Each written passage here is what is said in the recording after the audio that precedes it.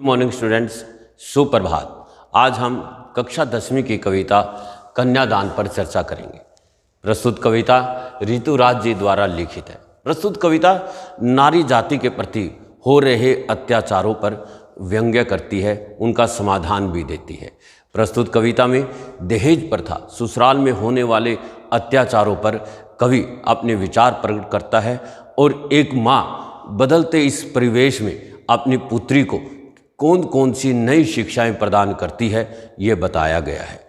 कवि बताता है कि एक नारी में कौन कौन से गुणों का आवश्यक होना जरूरी है और उसको समाज के सामने अपने आप को कैसे प्रस्तुत करना चाहिए, ये भी कवि हमें स्पष्ट करता है। तो आइए हम शुरू करते हैं कन्यादान कविता। कन्यादान कविता खड़ी बोली हिंदी भाषा का प्रयोग है। इसमें तत्सम तद्भव शब्दावली है और इसमें अनुप्रास अलंकार का अधिकांशतः प्रयोग है। भाषा सरल, सहज, विषयानुकूल है। तो शुरू करते हैं कन्यादान।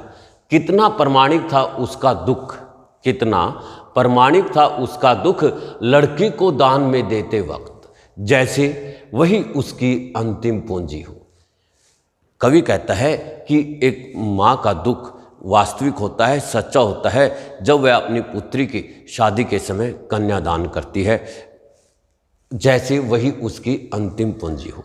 ऐसा लगता है मानो उसने जो जीवन भर संचित किया है, जो जीवन भर की संचित पूंजी है, आज वह उसको दान कर रही है। जैसे एक व्यक्ति अपने सारे जीवन का संचित धन दान करते हुए उसको दुख होता है, ऐसा ही दुख आज माँ का है, अर्थात उसका दुख वास्तविक है। कन्या के साथ दान की बात करना क्या उचित है अथवा अनुचित, इस पर भी हम चर्चा कर लेते हैं थोड़ी सी। कवि कहता है कि निर्जीव वस्तुओं का दान हो सकता है, सजीव वस्तुओं का दान नहीं होता। प्राचीन समय में कन्या के साथ दान की बात की जाती थी, वो तो परिस्थितियों के अनुसार उचित जान पड़ती थी। क्योंकि उस समय यातायात के, आवागमन के, संचार के साधन नहीं थे और आपस में संपर्क नहीं हो पाता था। लेकिन आज लड़की के साथ संपर्क करना सहज, सरल और स्वाभाविक सा ही है। हम कभी भी किसी भी स्थान पर 1 घंटे 2 घंटे में पहुंच सकते हैं।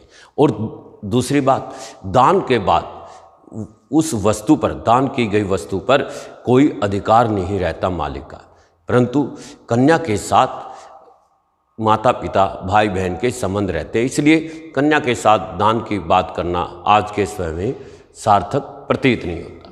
अब आगे चर्चा करते हैं। लड़की अभी शानी नहीं थी, अभी इतनी भोली सरल थी कि उसे सुख का आभास तो होता था, लेकिन दुख बांचना नहीं आता था। पाठिका थी वह धुंधले प्रकाश की, कुछ तुकों और कुछ लयबद्ध पंक्तियों की। माँ अपनी पुत्री के बारे में बताती है कि उसकी पुत्री कैसी है, कितनी समझदार है, कितनी चालाक है, कितनी उसमें बुद्धिमता है। माँ कहती है कि लड़की अभी शानी थी, लड़की अभी उसकी समझदार नहीं हुई थी, वह बिल्कुल सीधी सादी और भोली थी, अर्थात वह इतनी सीधी थी कि उसे केवल सुख का आभास होता था, उसे केवल सुख में जीवन जीना आता था, दुख बांचना नहीं आता। बांचना अर्थात पढ़ना होता है, लेकिन यहाँ पर सहन करना, लेकिन उसे दुख में जीवन व्यतीत करना नहीं आता था।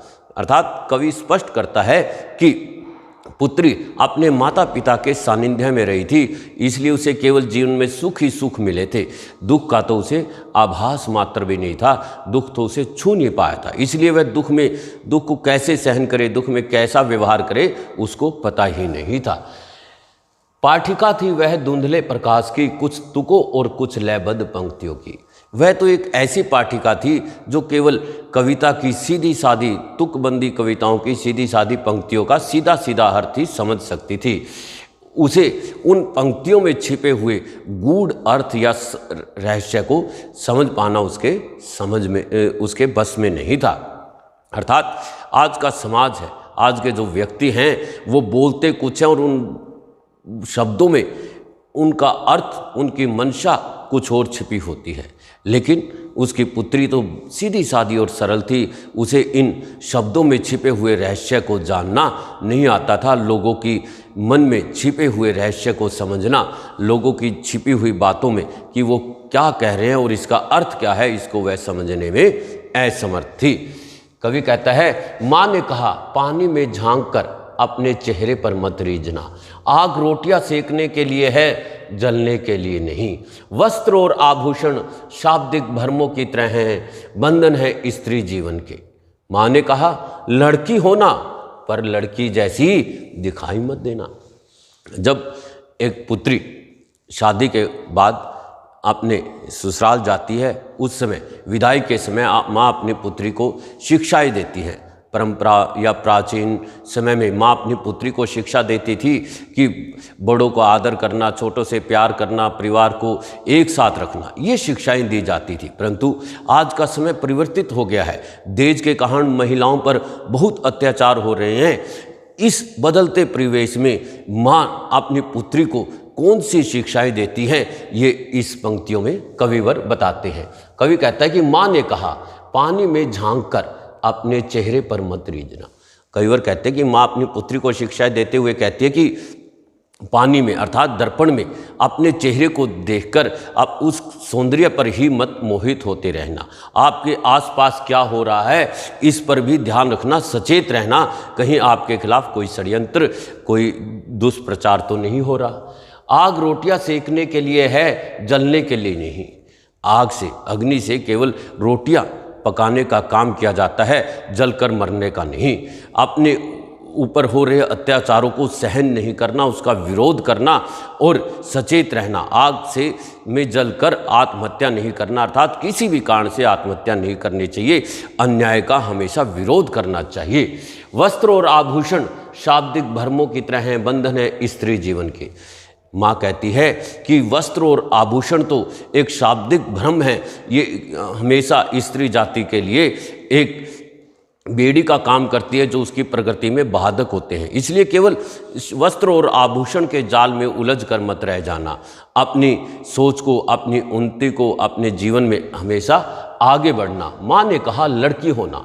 माँ कहती है कि तुम एक लड़की जरूर होना, अर्थात लड़की के गुण दया, प्रेम, सहानुभूति, करुणा, ये गुण अवश्य आप में होने चाहिए।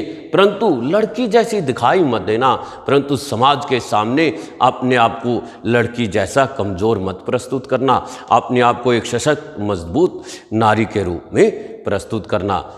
धन्यवाद।